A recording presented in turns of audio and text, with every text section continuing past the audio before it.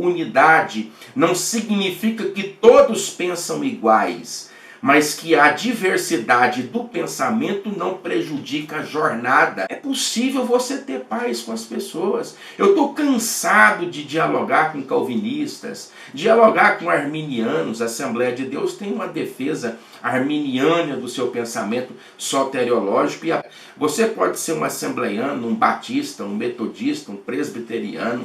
Você pode ser um nato assembleiano. Tu pode estar lá no ponto do Mar Morto, que é o ponto mais baixo de toda a Terra, 400 metros abaixo do nível do mar Mediterrâneo. Se foi Deus que ordenou a bênção, ela pode sair lá de cima, mas ela vai chegar até você. Irmãos queridos, hoje é o nosso 14º dia da série de meditações em cânticos de romagem, e eu estou hoje aqui com o Salmo de número 133, bem conhecido e popularizado nas igrejas. No entanto, eu quero extrair aqui pelo menos 3 características fundamentais de uma igreja que celebra a prática da união e do convívio em unidade.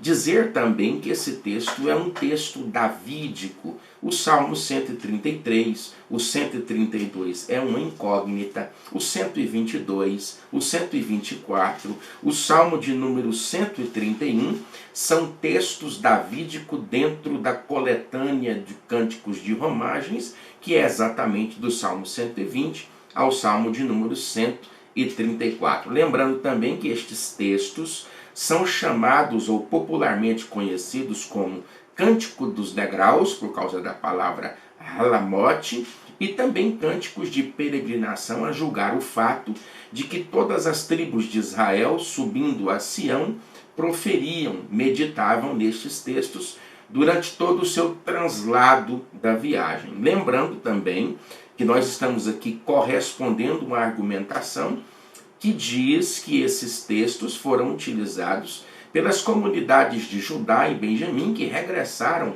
do cativeiro babilônico durante os períodos adjacentes, em 538 a.C., com a condução de Zorobabel e de Josué, em 458, sob a supervisão de Esdras, e em 444, sob a supervisão governamental de Neemias. De modo que o Salmo de número 133 é fantástico, porque ele começa trazendo uma expressão que no hebraico é uma expressão tanto quanto diferente da que tem aqui.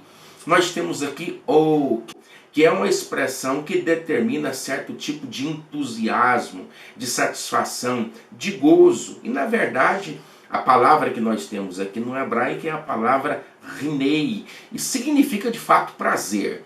É quando há aquele prazer que você não tem uma palavra capaz de descrever aquele prazer e você fala, oh, aquela satisfação interna, a manifestação de satisfação da sua internalidade é o que diz aqui. Mas a expressão no original é rinei, que significa prazer, satisfação, alegria. Agora, se eu fosse Davi, nossa, que desejo, né?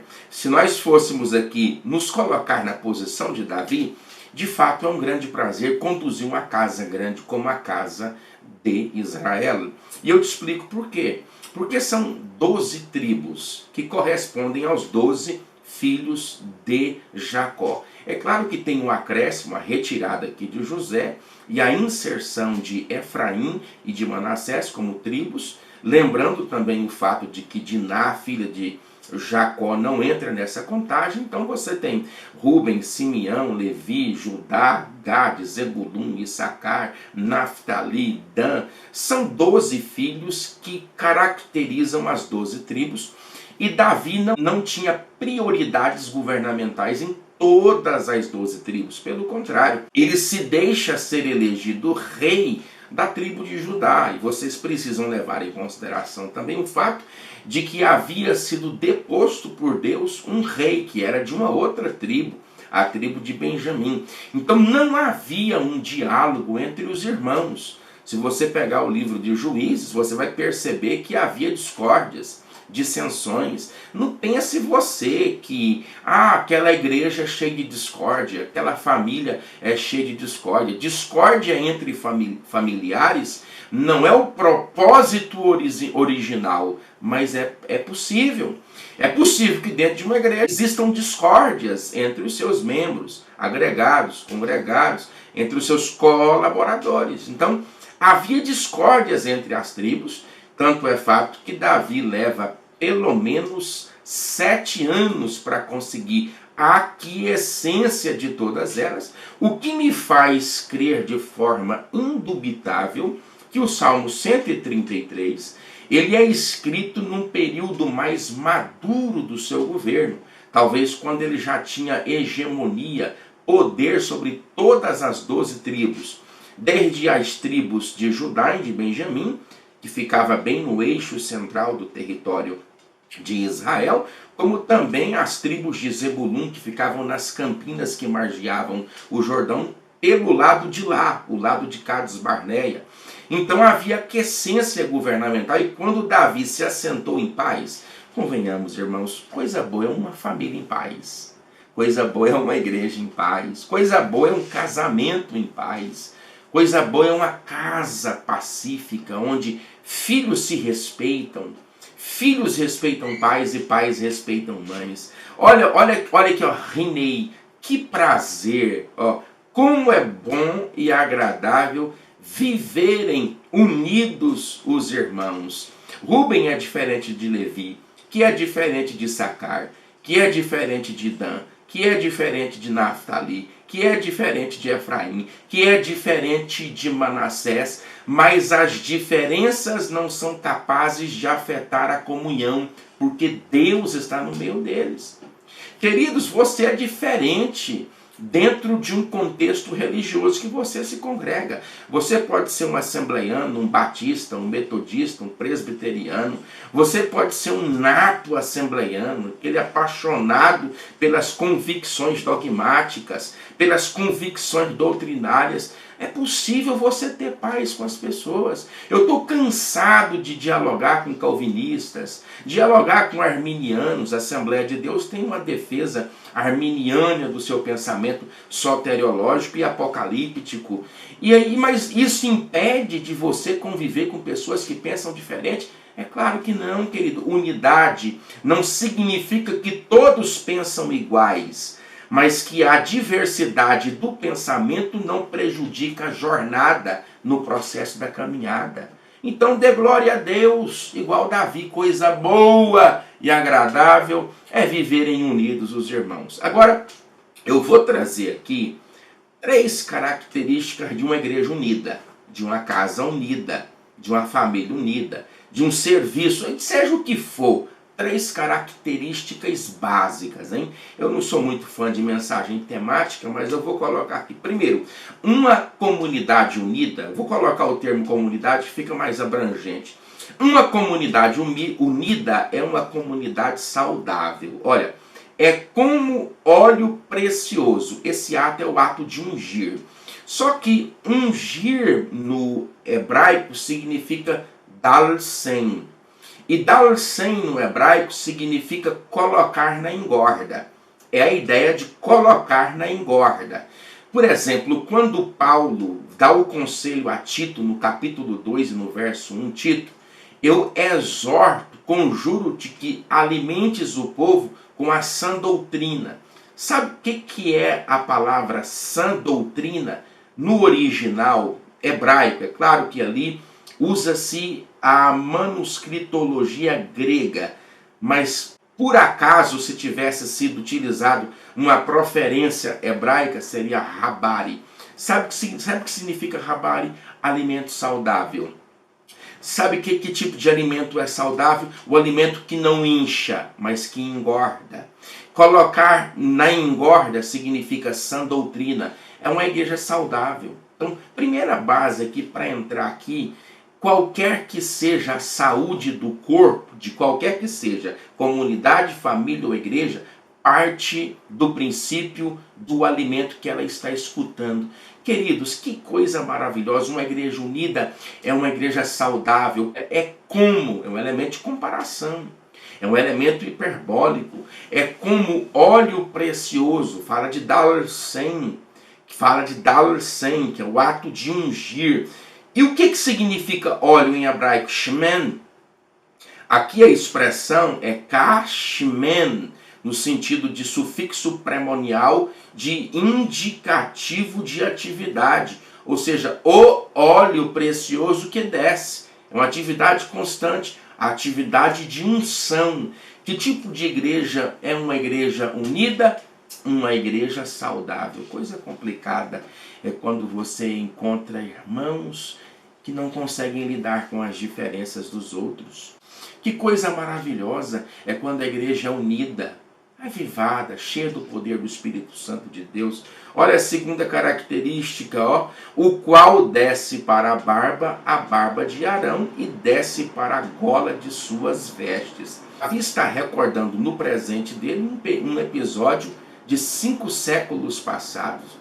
Ele está reconhecendo na figura do seu reinado a autoridade sacerdotal. Sabe que tipo de igreja é uma igreja saudável? Uma igreja que reconhece a autoridade sacerdotal. Você sabe que tipo de família é saudável? Deixa eu dizer. Olha aqui na minha testa, branca e careca. Sabe que tipo de família é uma família saudável? A família que reconhece a autoridade paternal e maternal. Filhos que respeitam pais, filhas que respeitam mães. Quando nós reconhecemos a autoridade sacerdotal familiar, ou seja, na igreja, a autoridade sacerdotal é o teu pastor. Na tua casa é teu pai e tua mãe. E outra coisa, o ato de consagrar não é humano. Ele é um ato com atividade humana, com a permissividade divina. É um ato duplo. Há uma dubiedade entre o ato de consagrar e de ser por Deus vocacionado. Você sabe que tipo de igreja é uma igreja abençoada, uma igreja saudável, uma igreja em que os irmãos vivem unidos, uma igreja que reconhece a autoridade sacerdotal. Você já viu o caso de Eva? Sabe por que Eva trouxe a destruição para si, para Adão e consequentemente sobre a égide do pecado para toda a humanidade? Porque ela parou aonde não devia, escutou quem não devia e agiu de acordo com o pensamento de um rebelde, de um ser angelical rebelde. Deixa eu dizer para você, querido, uma igreja abençoada é uma igreja que reconhece a autoridade sacerdotal. Terceira característica aqui, é como o orvalho de Hermon, que desce sobre os montes de Sião, sobre ali ordena o Senhor a sua bênção e a vida para sempre. Deixa eu dizer para você, lembra daquele processo de quase 300 quilômetros que nasce nas montanhas de Hermon e se desemboca até o ponto mais baixo do planeta, que é o Mar Morto? Você sabia que topograficamente a variação de Hermon, veja bem, até o declínio do Mar Morto são os pontos mais atenuantes, significativamente diferentes de toda a topografia mundial? Não existe em pontos tão próximos um lugar que seja tão alto e tão baixo ao mesmo tempo. São quase 300 quilômetros de extensão.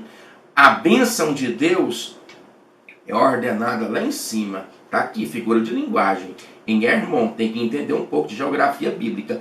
Só porque ela vai descendo. Vai descendo. Pastor, eu sou o último da fila. Não se preocupe não. Ela vai descendo. Ela vai descendo. Ela atravessa Israel. Ela atravessa Cisjordânia. Ela atravessa a Jordânia. Pastor, eu estou no ponto mais baixo. Meu querido, tu pode estar lá no ponto do Mar Morto, que é o ponto mais baixo de toda a Terra, 400 metros abaixo do nível do mar Mediterrâneo. Se foi Deus que ordenou a bênção, ela pode sair lá de cima, mas ela vai chegar até você. Dá para dar glória, não dá não? É coisa grande, meu querido. É coisa maravilhosa de Deus para mim e para você. Eu quero te abençoar, seja sobre ti a bênção do Senhor. Recapitulando, uma igreja unida, primeiro, é uma igreja saudável. Segundo, é uma igreja que reconhece a autoridade sacerdotal. Se o seu caso não for igreja, mas família, reconheça a autoridade daqueles que a têm sobre você. Terceiro, abençoada pela bênção de Deus, que nasce lá em cima, mas vai até as partes mais baixas, só porque Deus é quem faz. Que Deus abençoe você. Amanhã é o nosso último dia, Salmo de número 134. Que Deus abençoe você.